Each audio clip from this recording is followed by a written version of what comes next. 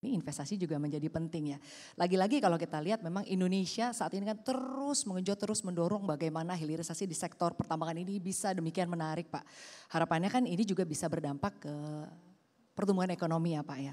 Menurut kacamata Anda Pak, bagaimana sebetulnya hilirisasi ini sudah bisa memberikan dampak atau mungkin dampaknya sudah cukup terasa utamanya mungkin ke pertumbuhan ekonomi. Dari Mind ID bagaimana tanggapan Anda Pak Dilo, silakan. Ya, mungkin gambaran bahwa GDP-nya kita di tahun 2024 mungkin 21.000 triliun. Tadi Pak Edi juga udah nyampein, memang paling besar dikonsumsi mungkin 16.000. Tapi jangan lupa bahwa 6.000-nya dari investasi. Jadi generatornya memang salah satunya adalah dari investasi, foreign direct investment-nya kita.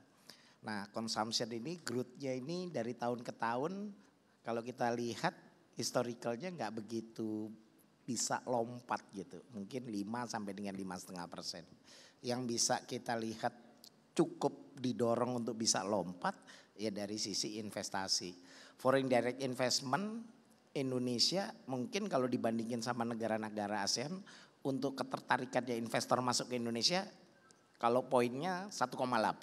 Dibandingin sama Vietnam sebenarnya 1,7 investor pinginnya ke Indonesia.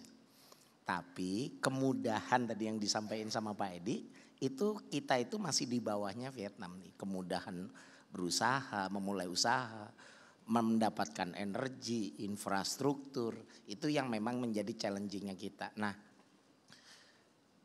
ngelihat daripada investasi tadi kita ngelihat bahwa kalau industri pengolahan dan industri logam pertambangan kontribusinya berapa sih di GDP? 12%. Artinya ini memang salah satu yang sektor yang menarik buat investor untuk masuk. Nah, Mind ID memang ada di sini nih yang nanti punya peran untuk bisa menarik investor masuk ke Indonesia supaya mendorong investasi lebih masif. Sektornya Mind ID itu dari upstream tapi sampai midstream. Jadi kalau bicara mengenai prospek sektor pertambangan ke depannya sangat-sangat menarik ya Pak Dilo. Tadi kontribusinya sama GDP besar.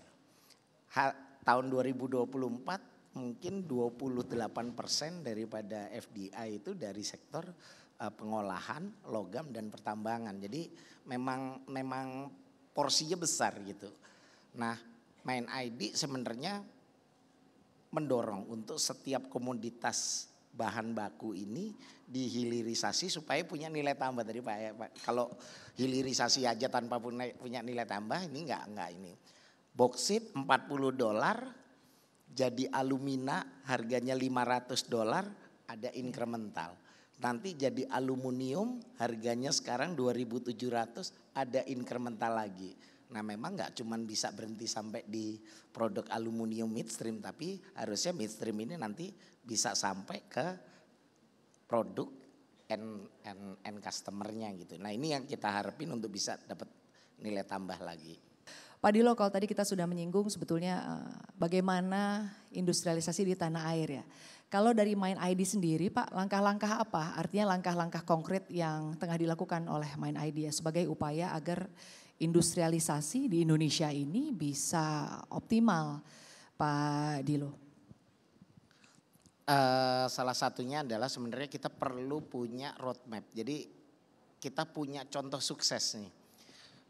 Semua banyak negara mengakui bahwa kita sudah berhasil untuk melakukan integrasi komoditas nikel sampai dengan produk hilirnya, sampai produk industrinya, baterai selnya, baterai recyclingnya, mulai dari ore, HPAL, nickel metal, nickel sulfate, precursor, cathode, baterai sel, baterai pack sampai baterai kita udah punya semua.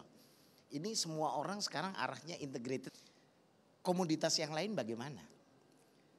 Nah ini yang memang menjadi challenge-nya Mind ID bahwa nanti Mind ID akan bersama-sama dengan pemerintah akan memetakan bahwa setiap komoditas mineral strategis dan mineral kritis yang kita punya ini harusnya punya pohon industrinya.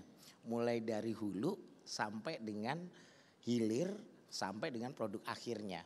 Nah ini penting karena nanti kita harus memetakan mana-mana yang sudah kita punya, mana-mana juga yang kita belum punya perlu kita prioritaskan untuk kita nanti bangun. Membangun kita rasa nggak bisa sendiri, jadi kita nanti mungkin juga akan bersama-sama dengan mitranya kita untuk bisa menyelesaikan tugasnya kita, nggak berhenti di hilirisasi midstream, tapi industrialisasi manufaktur sampai produk akhir.